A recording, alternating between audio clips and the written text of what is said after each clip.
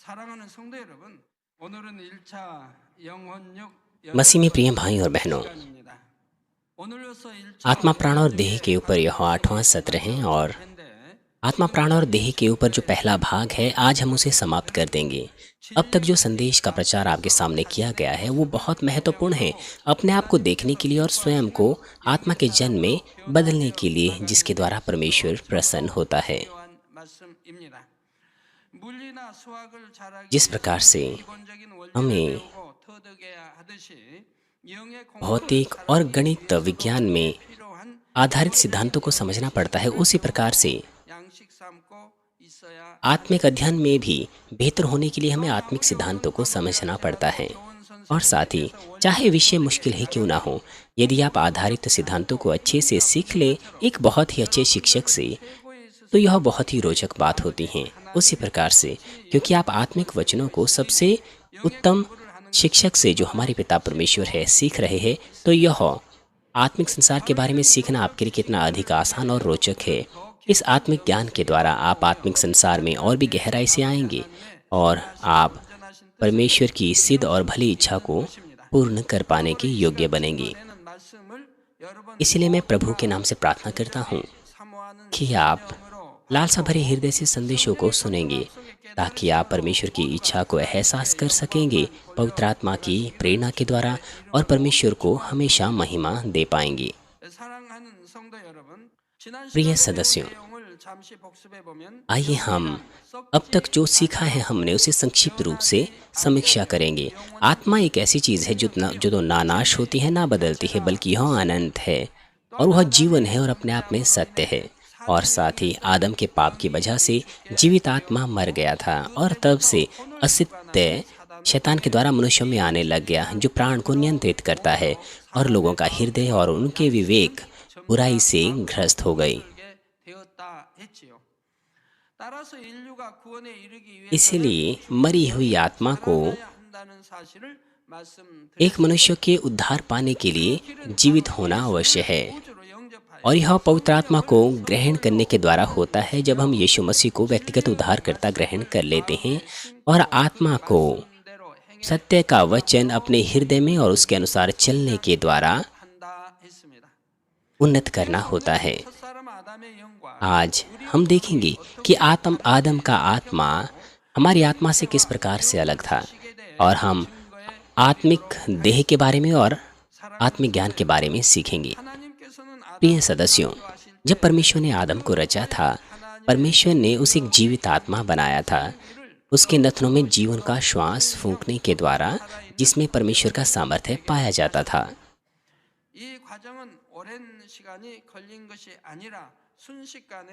और यह प्रक्रिया को कोई लंबा समय नहीं लगा था, बल्कि यह प्रक्रिया क्षण भर में हो गई थी। दूसरे शब्दों में, आदम एक बच्चे के रूप में नहीं था, बल्कि वह एक वयस्क के रूप में रचा गया था और वह जीवित प्राणी बन गया, और उसने एक एक करके परमेश्वर से आत्मिक ज्ञान को प्राप्त करना शुरू किया। संसारिक लोग इस तरह की चीज़ें कहते हैं कि क्या अंडा पहले आया या मुर्गी पहले आई। अंडे से मुर्गा आता है या मुर्गी आती हैं। इसलिए ऐसा लगता है कि अंडा आने के लिए भी तो मुर्गा या मुर्गी की आवश्यकता होती है, तो फिर यह अंडा कहाँ से आता है? वो भी मुर्गी से ही आता है। इस बात पर लोग निष्कर्ष पर नहीं पहुंच पाते हैं। लेकिन आपको क्या लगता है, क्या मुर्गी पहले आई या अंडा? ये मुर्गी आई है, वो इसलिए क्योंकि आप परमेश्वर को जानते हैं। आप जानते हैं परमेश्वर की रचना को। परमेश्वर ने अंडा नहीं रचा था, परमेश्वर ने तमाम जानवरों को सबसे पहले, पक्षियों को सबसे पहले रचा था। ना ही परमेश्वर ने मनुष्य के बच्चे को रचा था, बल्कि परमेश्वर ने आदम को एक वयस्क के रूप में रचा था, और फिर उसने हवा को रचा। उसने मनुष्य को, पुरुष को शुक्राणु दिए और महिला को अंडाणु दिए, ताकि एक नया जीवन उत्पन्न हो सके। इसीलिए हमें ये नहीं सोचना चाहिए कि क्या पहले मुर्गी आई या अंडा आया। इसलिए आदम ने एक एक करके परमेश्वर से आत्मिक ज्ञान को प्राप्त करना शुरू किया। इसलिए आदम का आत्मा केवल सत्य से ही भरा हुआ था, उसमें कोई असत्य या बुराई नहीं थी। वो इसलिए क्योंकि परमेश्वर ने केवल जीवन का ज्ञान आदम में भरा था। ये बिल्कुल ऐसे है कि सफ़ेद सीधे या खाली पेपर पर आप कुछ चित्रकारी करते हैं, तो फिर उन लोगों के विषय में क्या है जिनका आत्मा मरा हुआ था, लेकिन यीशु मसीह में विश्वास करने के द्वारा वो जीवित हो गए या पुनर्जीवित हो गई। उन्होंने आदम से पापमय स्वभाव को और अपने पूर्वजों से पापमय स्वभाव को विरासत में पाया था, और साथ ही इस पृथ्वी पर पलते बढ़ते हुए उन्होंने असत्य को अपने अंदर ग्रहण किया था। इसीलिए एक सिद्ध आत्मा का जन बनने के लिए सबसे पहले तो हमें असत्य को दूर कर लेना है और सत्य और जीवन को अपने हृदय में डाल देना है। जिस प्रकार से अच्छी भूमि को आप तैयार करते हैं उसे तमाम कांटे और पत्थरों को हटाने के द्वारा, उसी तरह से हमें भी अपने हृदय पर हल चलाना होता है।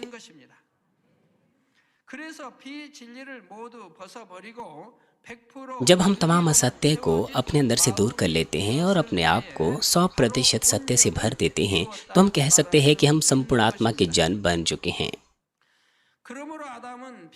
इसीलिए आदम के अंदर केवल सत्य ही था। वो असत्य के बारे में या पाप के बारे में कुछ नहीं जानता था। परंतु वो लोग जो आत्मा में जा चुके हैं, शारीरिक और पापमय चीज़ों को इस धरती पर अनुभव करने के द्वारा वो तुलनात्मकता को, ज्योति की तुलनात्मकता को और अंधकार की तुलनात्मक को और भलाई और बुराई को जानते हैं। और साथ ही क्योंकि वो जानते हैं कि पाप और बुराई कितनी गंदी है और साथ ही पाप का दर्द कितना भयानक है, इसलिए वे कभी भी वापस शरीर में नहीं गिर सकते।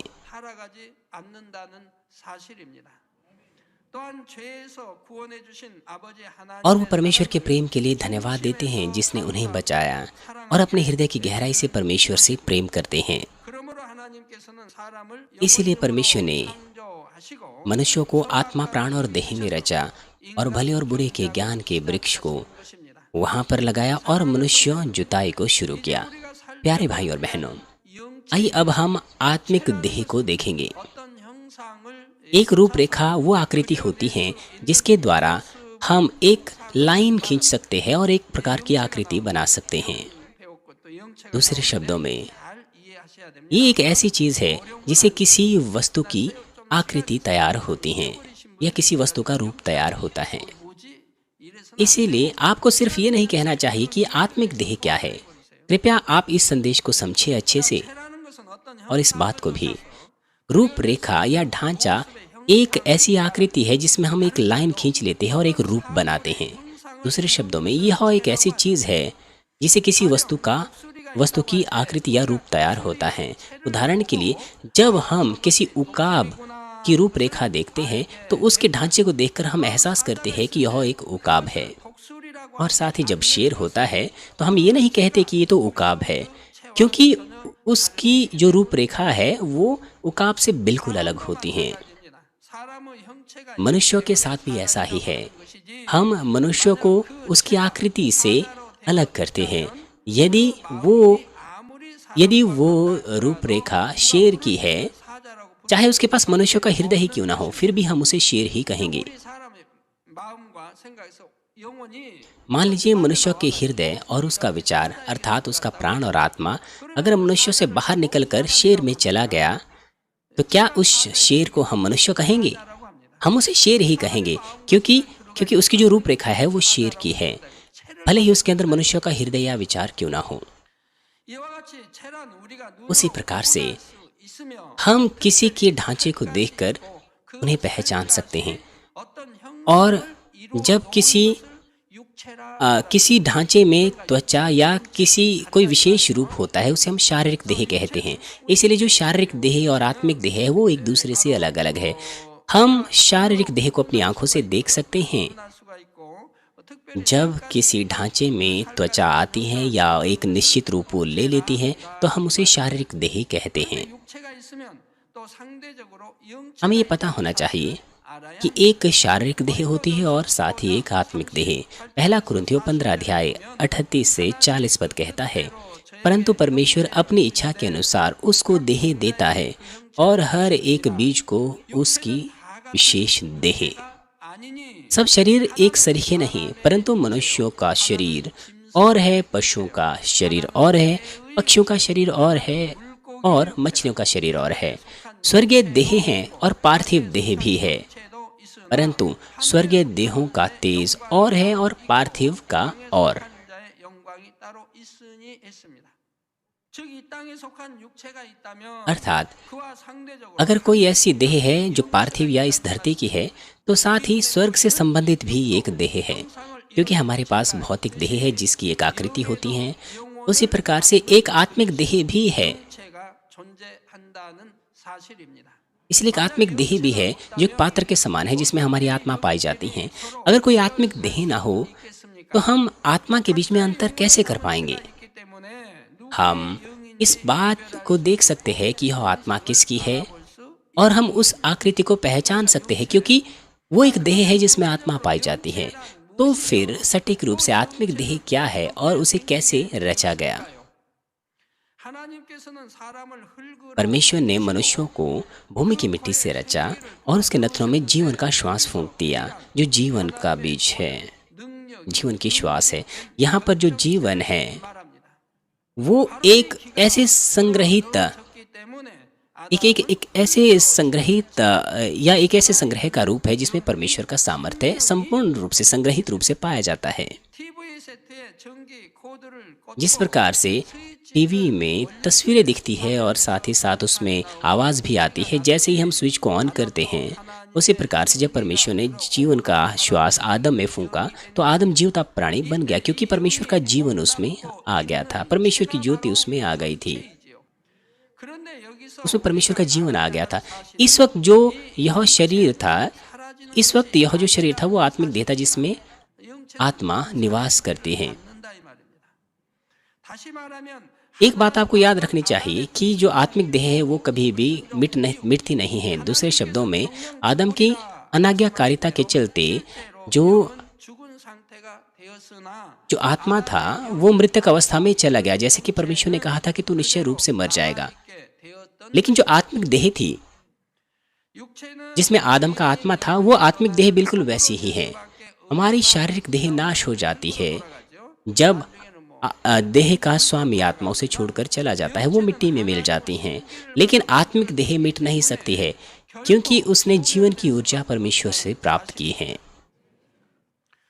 썩어질 수 없고 ये अनंत है, अविनाशी है, 영원 불멸한 존재 जो ना तो नाश हो सकती है ना मिट सकती है। 안 믿는 진리를 못 इसीलिए संसारिक लोग भी कहते हैं कि आत्मा अनंत है। 자, 그러면 아담이 범죄한 후 लेकिन आदम की अनाज्ञाकारिता के बाद 되었을까요? मनुष्य की आत्मा का क्या हुआ? 영은 죽음을 맞이하게 되고 आत्मा ने मृत्यु का सामना किया और इसके बदले 담겨 प्राण आत्मिक देह के अंदर आ गया। 때문에 क्योंकि जानवर मिट्टी से बने गए हैं, इसीलिए उनका प्राण गायब हो जाता है, मिट जाता है जब उनका शारीरिक जीवन समाप्त हो जाता है।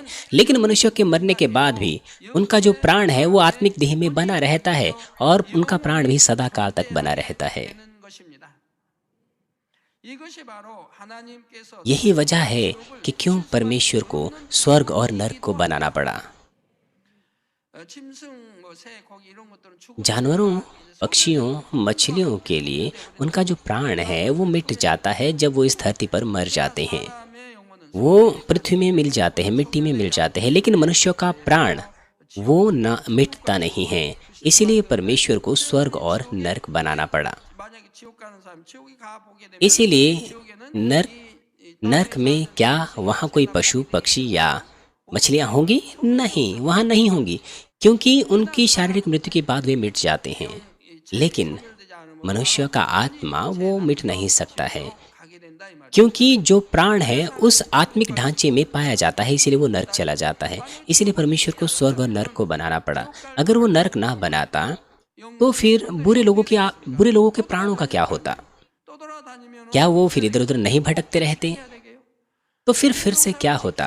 हमें फिर से स्वर्ग के राज्य की भी रखवाली करनी पड़ती। हमें अदन की वाटिका के समान फिर स्वर्ग के राज्य की भी रखवाली करनी पड़ती।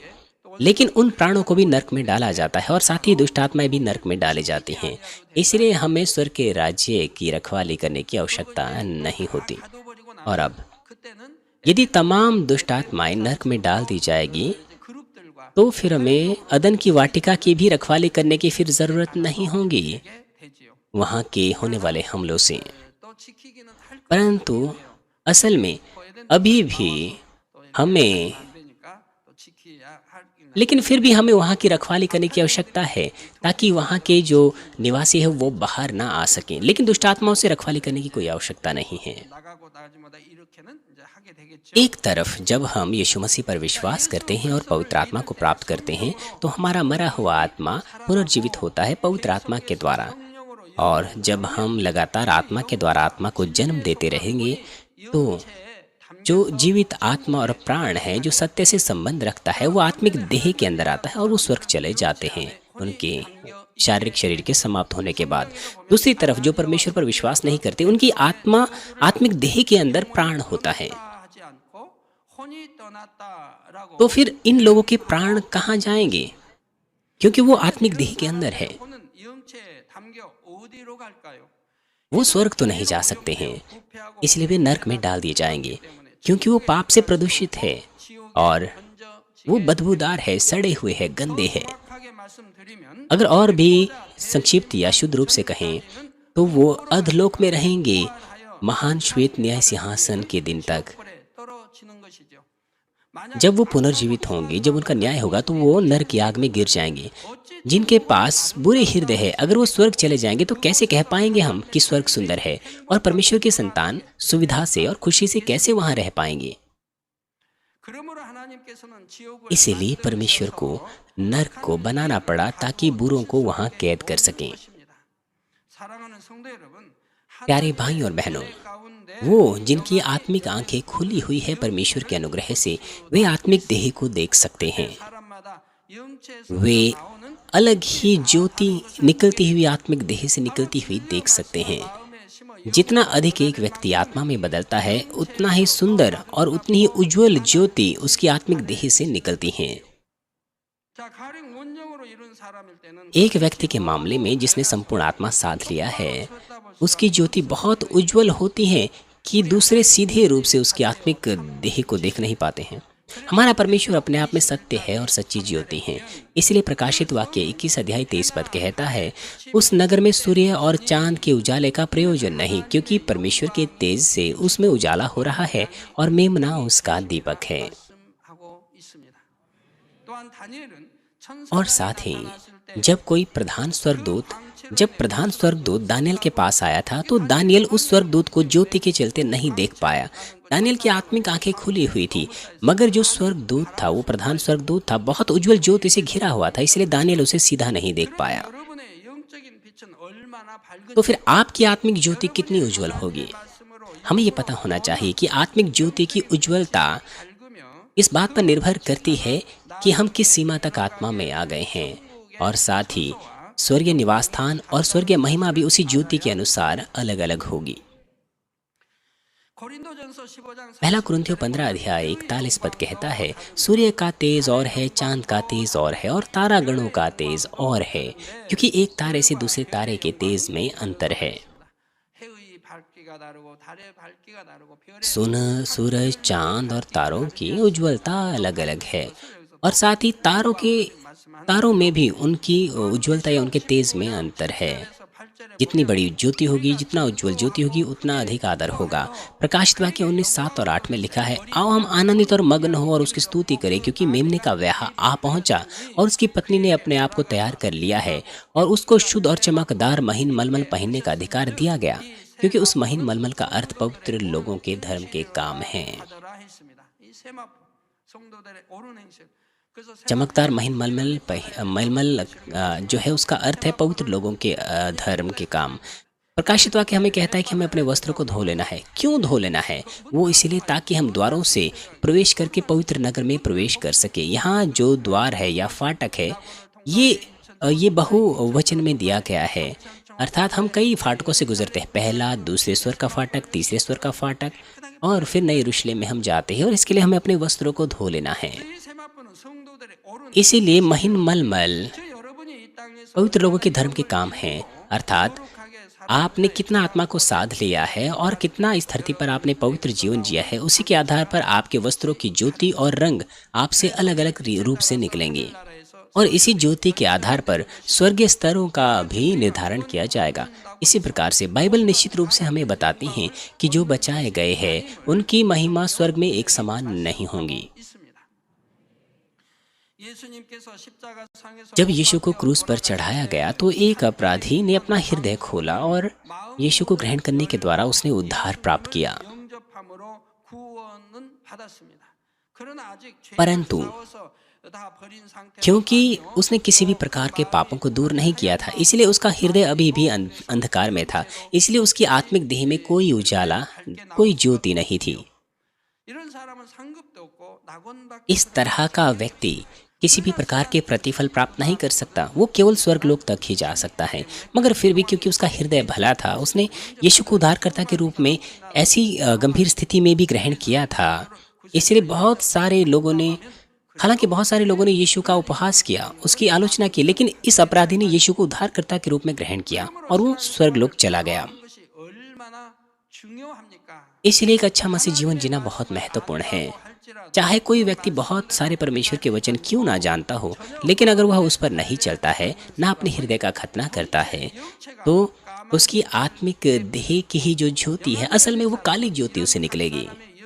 जिनकी आत्मिक आंखें खुली हुई है वो उस आत्मिक ज्योति को देख सकते हैं। सिर्फ आत्मिक ज्योति को देखने के द्वारा जो किसी की आत्मिक देह से निकलती है, हम इस बात को पहचान सकते हैं कि क्या वो परमेश्वर के वचन के द्वारा जीता है या उसके पास सच्चा विश्वास है। क्या सिर्फ वो चर्च जाता है जो वचनानुसार नहीं जीता, या फिर क्या शैतान के प्रभाव से वो मुश्किल में तो नहीं है। प्रिय सदस्यों, यदि हम आत्मिक देह को जानें तो हम आसानी से पुनरुत्थान को और स्वर्गारोहण को समझ सकते हैं। आत्मिक देह में ऐसा लगता है कि उसमें कोई वजन नहीं है, लेकिन उसमें वजन होता है। आप उदाहरण के लिए आप हवा के बारे में सोचिए, क्या उसका वजन होता है या नहीं।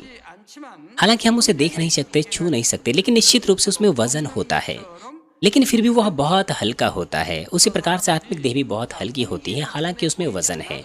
लोग विश्वास करते हैं कि हवा है, हालांकि वो नहीं दिखती है। हवा भी बिल्कुल नहीं दिखती, लेकिन लोग सोचते हैं कि हवा बह रही है। और साथ ही सारे फूलों की सुगंध भी अलग अलग होती है, लेकिन क्या उस सुगंध को अपनी आंखों से आप देख सकते हैं? नहीं, आप नहीं देख सकते, लेकिन आप जानते हैं कि फूलों में सुगंध होती है। इसी प्रकार से हमें ये नहीं कहना चाहिए कि ये बात तो नहीं पाई जाती, वो भी सिर्फ इसलिए क्योंकि वो हमारी आंखों से नहीं दिखता। हमारी शारीरिक आंखों से हम केवल शारीरिक चीज़ों को ही देख सकते हैं, आत्मिक चीज़ों को नहीं। परंतु आत्मिक आंखों से हम आत्मिक चीज़ों को देख सकते हैं, लेकिन जो आत्मिक चीज़ें हैं वो और भी वास्तविक है और साफ है। आत्मिक देह के साथ भी ऐसा ही है।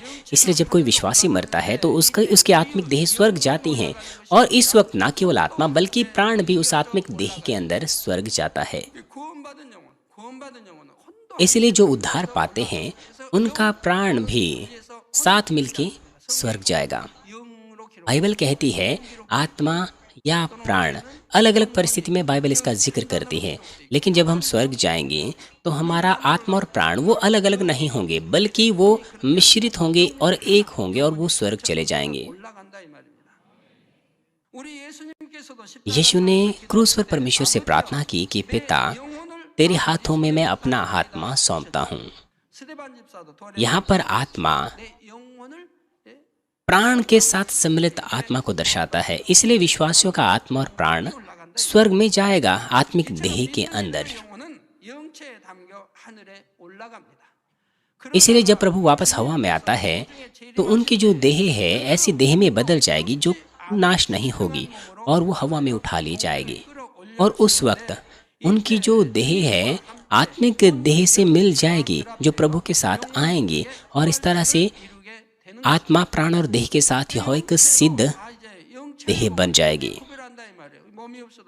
यद्यपि हमारे पास आत्मिक देह नहीं होगी, लेकिन हम आत्मिक देह को देखकर एक दूसरे को पहचान पाएंगे। अगर आप शेर को देखें तो उसका अपना एक ढांचा होता है, अगर आप कुत्ते को देखें उसका एक निश्चित ढांचा होता है, इसलिए आप उस कुत्ते को नाम भी देते हैं। आत्मिक देह भी व्यक्ति दर व्यक्ति अलग अलग होती हैं, इसलिए हम एक दूसरे को पहचान पाएंगे। जब प्रभु वापस हवा में आता है, जो कब्रों में हैं, सोए हुए हैं, वे सबसे पहले पुनः जीवित होंगे अविनाशी देह में, और फिर वो सबसे पहले ऊपर उठाए जाएंगे। उनकी देहें फिर आत्मा और प्राण से मिलेंगी, जो आत्मिक देह के अंदर होगी, जो प्रभु के साथ आएगी। इसलिए ये दो आपस में मिल जाएंगे हवा में। 하게 된다 이 말입니다. 살아서 주님을 영접하는 वो जो प्रभु से जीवित मिलेंगे, उन्हें जीवित होने की आवश्यकता नहीं, क्योंकि वे जीवित ही उठा ली जाएंगे। उनकी देह अविनाशी देह में बदल जाएगी, और 무덤의 부활을 जो कब्रों से जी उठे थे वो भी उनके पीछे हो जाएगी, 따라서 우리가 और वो भी प्रभु के साथ आ रहे आत्मिक देह के साथ मिल जाएंगे। इस तरह से ये जो पुनरुत्थान होगा, 결합되어 영혼이 ये एक सिद्ध पुनरुत्थान होगा, और उनकी देह, आत्मा, प्राण और देह एक संपूर्ण देह होगी। वो प्रभु जो तीसरे दिन जी उठा, उसके अंदर हड्डी और मांस दोनों ही थे, 훌륭한 몸을 लेकिन यह अविनाशी देह थी। 이유가 있습니다. 누가복음 24 लूका 24 अध्याय 39 पद कहता है, मेरे हाथ और मेरे पाँव को देखो कि मैं वही हूँ, मुझे छू कर देखो, क्योंकि आत्मा में हड्डी मांस नहीं होता जैसा मुझ में देखते हो। 같이 나는 있느니라 하셨지요. 그러면 영은 살과 뼈가 भूत के अंदर 그러면 मांस और देह नहीं होती, 뼈가 있었나요 없었나요? तो क्या फिर आदम के अंदर मांस और देह था? मेरा मतलब है मांस और हड्डी थी, क्या थी या नहीं? शरीर के अंदर कोई मांस और हड्डी नहीं होती, लेकिन आदम जीवित आत्मा था। 영은 없어요. 영은 없어요. 근데 아담은 생명이라고 아까 했죠. 생명. 그 죽을 수도 있는 영혼. जीवित आत्मा मर भी सकता है, 생명과 살이 इसीलिए आदम के अंदर शरीर और हड्डियां थी। 하와 여자 इसीलिए 만들었지요. इसीलिए परमेश्वर ने उसकी एक पसली निकालकर 에덴 हवा को उसकी पत्नी के रूप में बनाया था। आदम एक जीवित आत्मा, आदम जो है, अदन की वाटिका में आदम के समान जो दूसरे लोग हैं, उनके अंदर भी शरीर और हड्डियां हैं, 죄가 없으니까 죄가 들어오지 लेकिन उनका जो शरीर है हमसे अलग है, 없는 거예요. 죄가 क्योंकि वो नाश नहीं होता। वहाँ कोई पाप नहीं है, इसलिए वहाँ कोई मृत्यु नहीं है, और साथ ही वहाँ पर भले और बुरे के ज्ञान का जो वृक्ष है, वो कड़े रूप से उसकी पहरेदारी की गई है, क्योंकि उसकी पहरेदारी बहुत कड़ी है। 범죄하는 자가 없게 되죠. इसीलिए 그래서 나를 만져봐라. 영은 살과 उससे कोई फल नहीं खा सकता, इस तरह का कोई पाप नहीं कर सकता। 문으로 यीशु कहता है कि जैसा तुम भूतों में देखते हो हड्डी और मांस, मेरा मतलब है जैसा तुम मुझ में देखते हो भूतों में नहीं होता है। और साथ ही साथ जब वो कमरे में आया तो वो दीवार को फांदते हुए, मेरा मतलब है सीधा दीवार में से होकर के आया। अविनाशी जो देह है उसमें आत्मिक देह पाई, आत्मिक देह से वो जुड़ी होती हैं, और उसे हम समय और दूरी को मिटाते हुए कहीं भी जा सकते हैं। 있습니다. 이 세상에도 살아가는데 필요한 आत्मा से जुड़ा हुआ जो ज्ञान है वो आत्मिक ज्ञान पाया जाता है। जिस तरह से इस संसार में रहने के लिए हमें ज्ञान की आवश्यकता होती है, उसी प्रकार से अनंत जीवन, मेरा मतलब अनंत रूप से आत्मा को जीने के लिए आत्मिक ज्ञान की आवश्यकता होती है। आदम को जब सबसे पहले जीवित आत्मा करके बनाया गया था, उस वक्त उसके अंदर कोई आत्मिक प्राणी, आत्मिक ज्ञान नहीं था उसके पास, एक वो नए जन्मे बच्चे के समान था। उदाहरण के लिए, जब यदि किसी व्यक्ति के अंदर 5 अलग अलग संवेदनाएं हो चीज़ों को महसूस करने के लिए, लेकिन अगर ज्ञान ना हो तो वो अपनी राय नहीं दे सकता, दूसरों की चीज़ों को पहचान नहीं सकता, ना समझ सकता है। तो हम उसे कैसे एक संपूर्ण प्राणी कह सकते हैं, संपूर्ण व्यक्ति हम कैसे उसे कह सकते हैं? 태어나면 आप उसे एक व्यक्ति कहते हैं, मनुष्य कहते हैं, क्योंकि उसकी मनुष्यों का एक ढांचा होता है। अगर कोई बच्चा पैदा होता है तो हम उसे मनुष्य कहते हैं, हम उसे कोई शेर नहीं कहते या हाथी नहीं कहते हैं, 누가 그걸 사자 क्योंकि वह मनुष्य के रूप में है, वो मनुष्य है। 어린 아이 लेकिन अगर कोई उसे कुछ ना सिखाए, 근데 만약 그 어린 아이 अगर उस बच्चे को कोई भी कुछ ना सिखाए, तो वो एक जानवर के समान हो जाएगा। 짐승과 같게 됩니다. 짐승과 और साथ ही 가르치려 않으면 यदि वह दूसरों की शिक्षाओं पर ना चले तो भी वो जानवरों से अलग नहीं होगा। 따라서지 않습니다. 따라서지 않으면 짐승과 다름없어요. 아이를 मान लीजिए एक बच्चे को किसी पहाड़ पर छोड़ दिया जाए, 우연히 뭐 여하튼 और वहाँ पर मान लीजिए किसी भालू ने उसे पाला, उसे बड़ा किया। मान लीजिए उसने किसी भालू का या उसने जंगली भेड़िए का दूध पिया, तो अब ये जो बच्चा है वो जंगली भेड़िए के समान ही काम करेगा, 따라하지 않고 उसकी क्रियाएं उसी के समान होगी। 다름이 없이 इसी प्रकार से अगर हम बच्चे को ना सिखाएं या बच्चा शिक्षा ना माने, तो फिर वो जानवरों से या पशु से अलग नहीं होगा, वो मुंह से खाने लग जाएगा 서서 걸어다니고 और वो 기어다니고 2 पैर 2 हाथों से चलेगा, 가르쳐줘도 안 해. 지식을 क्योंकि वो नहीं सीखता जो लोग उसे सिखाते हैं। वो उस शिक्षा को प्राप्त नहीं करता, उन संस्कारों को नहीं लेता जो लोग उसे सिखाते हैं। अगर ऐसा है तो फिर वो पशु से अलग नहीं होगा, 그죠? है कि नहीं? 배우면 가르치면 따라서 온다 이 말. बच्चे अपने माता पिता की शिक्षाओं का अनुसरण करते हैं कि कैसे खाना खाया जाता है, कैसे अपनी प्लेट को पकड़ा जाता है, इन तमाम चीज़ों को जब इस तरह से उन्हें शिक्षा दी जाती है तो एक संपूर्ण व्यक्ति के समान वो व्यवहार करते हैं। वो सच्चे व्यक्ति की या मनुष्य के रूप में पलते बढ़ते हैं, अन्यथा वो पशु के समान होंगे और उनके माता पिता को बड़े दुख का सामना करना पड़ेगा। उसी प्रकार से यद्यपि आदम एक जीवित आत्मा था, लेकिन जब उसके पास केवल परमेश्वर का आधारित आत्मा ही दिया गया था, लेकिन उसके अंदर किसी प्रकार के तत्व अर्थात कोई आत्मिक ज्ञान नहीं था। ये आपके साथ भी ऐसा ही है। पवित्र आत्मा को ग्रहण करने के बाद आपका आत्मा पुनर्जीवित हो गया है और अब आपको अपनी आत्मा को आत्मिक ज्ञान से भर देना है और संपूर्ण आत्मा को साथ लेना है।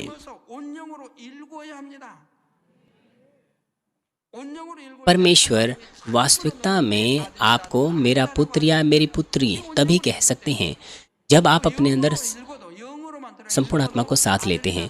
यद्यपि आप आत्मा के स्तर पर क्यों ना आए, तब भी वह आपको मेरा पुत्र या मेरी पुत्री नहीं कह सकता है। हम परमेश्वर के सच्चे पुत्र या पुत्री नहीं बन सकते यदि हम आत्मा को ना साध लें अपने तमाम शरीर और तमाम शारीरिक विचारों को दूर करने के द्वारा। इसलिए बाइबल हमें बहुत जगहों पर कहती हैं, वो हमें कहती हैं कि जो परमेश्वर की आत्मा के चलाए चलते हैं वे परमेश्वर के पुत्र हैं। यदि आप आत्मा में आए तो आप पिता की आत्मा के द्वारा चलाए चलते हैं, इसलिए आप हियाव से परमेश्वर को पिता कह सकते हैं और फिर पिता कहेंगे कि मुझसे कुछ भी मांगो मैं आपको दूंगा, जैसे कि बाइबल में प्रतिज्ञा की गई है। जब इस तरह का व्यक्ति मांगता है, खोजता है और खटखटाता है तो परमेश्वर उसे देता है। आपको आत्मा में आने की लालसा रखनी चाहिए, आत्मा में आना चाहिए। जैसे कि बाइबल की आयत भी कहती है कि जब तक आप सभी लोगों से मेल मिलाप ना रखें और पवित्रता के खोजी ना हो तो आप प्रभु को नहीं देखेंगे। यदि आप स्वर्ग में जाएंगे तो सभी लोगों के साथ आप मेल मिलाप रखेंगे और आप आत्मा के जन होंगे और आप परमेश्वर के सच्चे पुत्र और पुत्री होंगे, तभी आप प्रभु के पास जाकर बात कर सकते हैं। अन्यथा आप सिर्फ स्वर्गलोक या पहले या दूसरे स्वर्ग के राज्य में ही जाएंगे। इसलिए आप प्रभु को कभी भी नहीं मिल पाएंगे। आप केवल टीवी स्क्रीन या मॉनिटर की स्क्रीन पर उसे देख पाएंगे, व्यक्तिगत रूप से नहीं। आप उसे बात नहीं कर पाएंगे। इसलिए कम से कम आपको तीसरे स्वर्ग के राज्य या नई यरूशलेम में जाना है। तो फिर आत्मिक ज्ञान क्या है? आत्मिक ज्ञान बाइबल की 66 पुस्तकों के तमाम वो वचन हैं जो परमेश्वर की आत्मा से जुड़े हुए हैं और इस आत्मिक ज्ञान के द्वारा हमारी आत्मा उन्नति कर सकती हैं। उदाहरण के लिए जब हम परमेश्वर के वचनों को मानते हैं जो कहता है कि एक दूसरे से प्रेम करो, तो हमारा पापमय स्वभाव जैसे कि बैर है, जलन है, वो दूर हो जाते हैं और आत्मा प्रेम के रूप में हमारे हृदय में निवास करता है। बैर आत्मा नहीं बन सकता, लेकिन प्रेम आत्मा हो सकता है। यदि अपने अंदर आप प्रेम को जोत लें तो आप आत्मा को जोत सकते हैं जिसे प्रेम कहा जाता है। लेकिन इस आत्मा को जोतने के लिए जिसे प्रेम कहा जाता है, जिस प्रकार से एक किसान भूमि पर हल चलाता है, कांटों और पत्थरों को हटा करके अच्छी भूमि उसे बनाता है और बीज को बोता है, उसकी रखवाली करता है, उसी प्रकार से हमें अपने हृदय को पर हल चला करके उसे जोतना है और उसे एक अच्छी मिट्टी बनाना है, अच्छी भूमि बनाना है। इसलिए हम फिर उस भूमि पर बोते हैं तो फिर वो बीज अच्छे से बढ़ता है। तो फिर अपने हृदय की जुताई करना क्या है? कुछ ऐसी चीज़ें हैं जो परमेश्वर के वचन के विरुद्ध है और जो परमेश्वर के या जो जीवन के ज्ञान के विरुद्ध है, जो हमारे अंदर पाई जाती हैं। अर्थात कुछ ऐसी चीज़ें हैं जिन्हें परमेश्वर हमसे दूर करने को कहता है, जो कि जीवन देने के विपरीत है। जब हम इन चीज़ों को दूर करते हैं तो यह हमारे हृदय की जुताई करना होता है। हम अपने हृदय को अच्छी भूमि में जोतते हैं और फिर हम बीज को बोते हैं, हम प्रेम को बोते हैं। इसलिए अब प्रेम का बीज बोया गया है। अगर वह भूमि पर हल नहीं चलाया जाता तो वह अच्छे से नहीं बोया जाता है। इसलिए कुछ लोग कहते हैं यदि मैं बैर को दूर करने की कोशिश करता हूं तो मैं नहीं कर पाता हूं। वो इसलिए क्योंकि उनके हृदय पर हल नहीं जोता गया है। परमेश्वर कहता है कि बैर मत रखिए, अपने शत्रुओं से प्रेम रखिए। आपको इस हिस्से पर जुताई करनी है, तब वह मनुष्य अगर बीज बोएगा। आप लगातार प्रेम को बोते रहिए, जीवन के ज्ञान को बोते रहिए, सत्य को बोते रहिए, बुराई को दूर कीजिए, तो आप आत्मा को साध सकते हैं। आप आत्मा में इस तरह से उन्नति कर सकते हैं और आप परमेश्वर के सच्चे पुत्र और पुत्री बनने के लिए उन्नति कर सकते हैं जिनसे परमेश्वर प्रेम करता है। इस तरह से आप आत्मा और संपूर्ण आत्मा में आ सकते हैं और यही वजह है कि क्यों स्वर्ग के राज्य को विभाजित किया गया है। यदि हम लगातार परमेश्वर के वचन के अनुसार इस तरह से चलते रहें तो हमारा हृदय अपने आप में सत्य में बदल जाएगा और हम संपूर्ण आत्मा को तेजी से साध सकते हैं। प्रिय सदस्यों, आइए मैं इस संदेश का सारांश आपको दूंगा। इस सत्र में हमने आत्मा, प्राण और देह के पहले उपदेश को समाप्त कर दिया है। अगले सत्र से आत्मा, प्राण और देह के ऊपर दूसरा उपदेश दिया जाएगा। मैंने आपको आज बताया कि आदम का आत्मा और हमारे आत्मा में क्या अंतर है और आत्मिक देह और शारीरिक ज्ञान क्या होता है। हम आत्मा को केवल आत्मा के बारे में सीखने के द्वारा नहीं समझ सकते हैं, लेकिन हमें आत्मिक देह को भी समझना या सीखना होता है जिसमें आत्मा और प्राण पाया जाता है।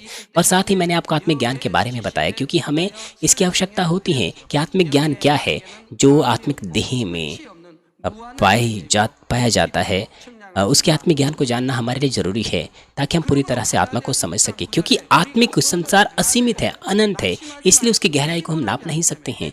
और साथ ही जैसे कि गलातियों 6:9 में लिखा है, हम भले काम करने में हियाव ना छोड़े, क्योंकि यदि हम ढीले ना हो तो ठीक समय पर कटनी काटेंगे। यदि हमें कभी नहीं रोकना है, निरंतर आत्मिक क्षेत्र में जाते रहना है। आपके बच्चों को भी लगातार कोशिश करते रहना चाहिए अपनी पढ़ाई में। यदि वो प्राथमिक कक्षा के बाद पढ़ाई छोड़ दें तो क्या वो समाज में अच्छे से जी सकते हैं? हाँ, वो जी तो सकते हैं। यहाँ तक कि वो भी जिन्होंने अपना कॉलेज छोड़ दिया है, उन्हें भी लगातार पढ़ते रहना चाहिए।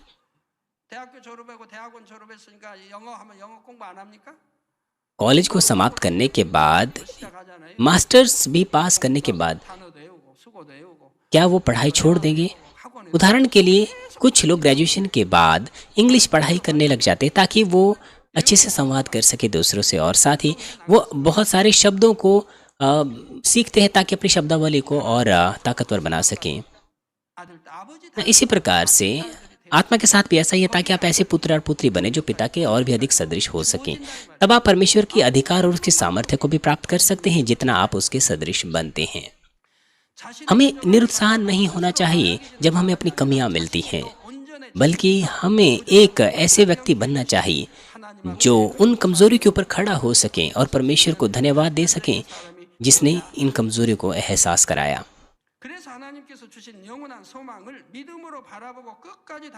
यदि हम लगातार अंत तक चलते रहें विश्वास के साथ, अपने अंदर उस अनंत आशा को रखते हुए जो परमेश्वर ने हमें दी है, तो हम निश्चित रूप से फल काट सकते हैं। आत्मिक संसार में जाना ये बिल्कुल ऐसे है जैसे कोई किसान सहता है, जब से वो बीज बोता है कटनी तक अपने पूरे प्रयास लगाता है। इसलिए बाइबल हमें कहती है कि हमें पाप के विरुद्ध लहू बहाने तक संघर्ष करना है।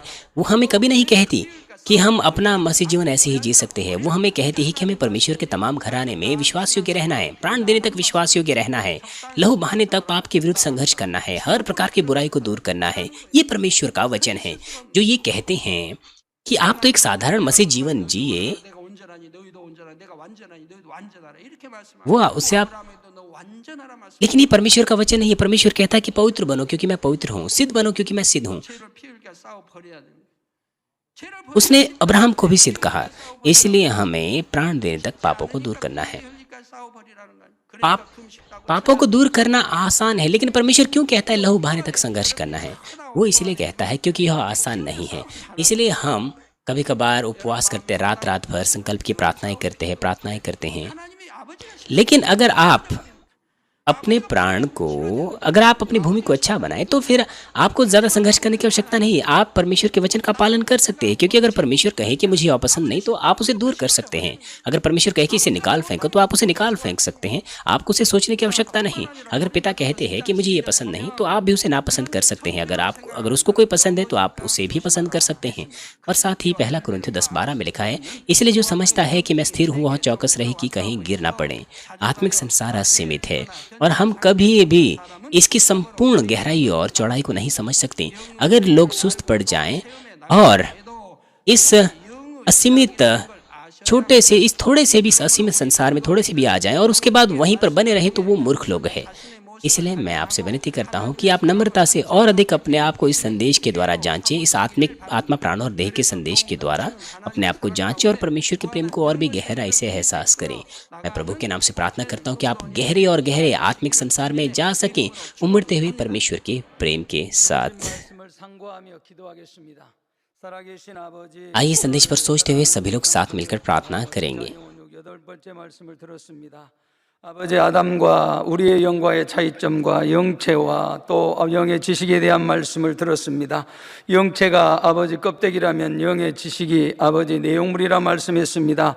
우리가 참으로 하나님의 말씀에 버리라 지키라 또 하라 하지 말라 이런 것들을 행함으로 열심히 악을 벗어버리고 영의 사람 온영의 사람이 되라 말씀하셨사오니 신속히 빛으로 진리로 나와지는 우리 모든 만민이 되어지도록 역사해 주옵소서. 우리 주 예수 그리스도 이름으로 기도하옵나이다. 아멘. 영상을 통한 당회장님의 환자를 위한 기도를 받겠습니다. 아픈 곳이나 연약한 곳 बीमारों के लिए सीनियर पास्टर की बीमारों की प्रार्थना ग्रहण करेंगे। अपना हाथ अपने बीमारों को पर रखें और अपना हाथ अपनी छाती पर रखें। अपने हृदय की इच्छाओं के लिए इस प्रार्थना को प्राप्त करें। हालेलुया। सर्वशक्तिमान हमारे प्रेमी पिता परमेश्वर, कृपया अपना हाथ सभी विश्वासियों पर रखें जो इस वक्त इस प्रार्थना को ग्रहण कर रहे हैं। समय और दूरी पर प्रबल अपने कार्यों को उन लोगों पर प्रकट कीजिए जो GCN के द्वारा, इंटरनेट के द्वारा, शाखा कलीसियाओं में और स्थानीय कलीसियाओं में और परमेश्वर की संतान संसार भर में ग्रहण कर रहे हैं। हृदय से विश्वास करने के योग्य उन्हें विश्वास दीजिए। नकारात्मक विचार और शक दूर कीजिए। तमाम क्लेश और आजमाइशें दूर कीजिए। सिर से लेकर पैर तक सभी अंदरूनी अंग, कोशिकाएं, उत्तक और तंत्रिकाएं और जो भी बीमार अंग है उन्हें पवित्र आत्मा की आग के द्वारा झुलसा दीजिए और मूल ज्योति के द्वारा। यीशु मसीह के नाम से मैं आज्ञा देता हूँ, शत्रुदुष्ट और शैतान, सभी बीमारियां, रोगाणु, विषाणु और निर्बलताएं दूर हो, ज्योति आ जाएं। कृपया उनके तमाम असाध्य और अंतकारी रोग पवित्र आत्मा की आग के द्वारा झुलसा दीजिए। सभी प्रकार की महामारियां, मलेरिया सहित दूर कीजिए। सभी संक्रामक रोग जैसे कि जुकाम और बुखार दूर हो, उन्हें सुरक्षा दीजिए सभी प्रकार के रोगाणुओं और विषाणुओं से।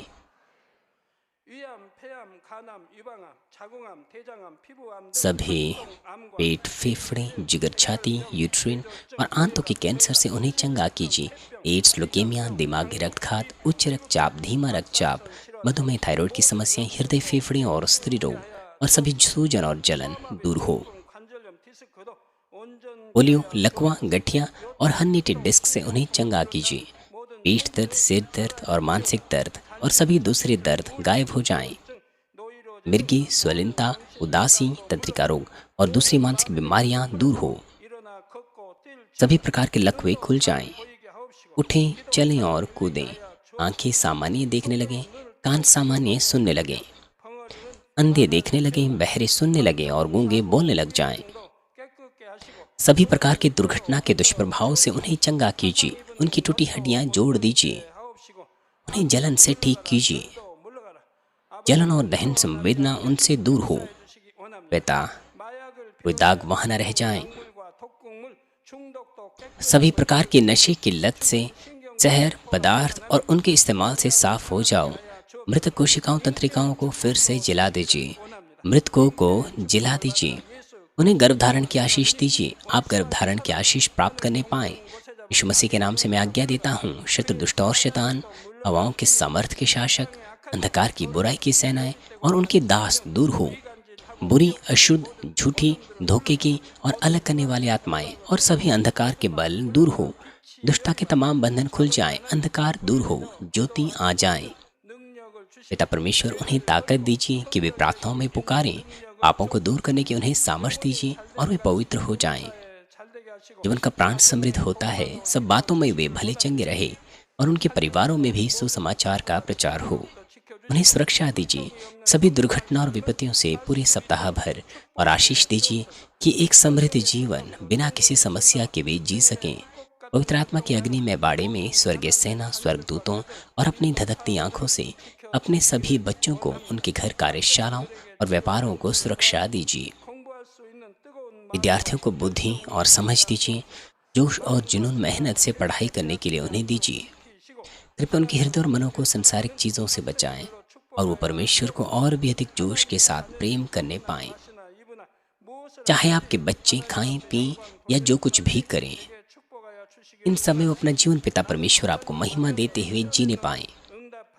वो जीवित परमेश्वर की गवाही ये कहकर देने पाएं कि मैं परमेश्वर से मिला हूँ, मैंने परमेश्वर का अनुभव किया है, उससे उत्तर और आशीषें प्राप्त किए हैं। पिता परमेश्वर आपका धन्यवाद, सारी महिमा केवल आपको मिले। प्रभु यीशु मसीह के नाम से मैं प्रार्थना करता हूँ, आमीन।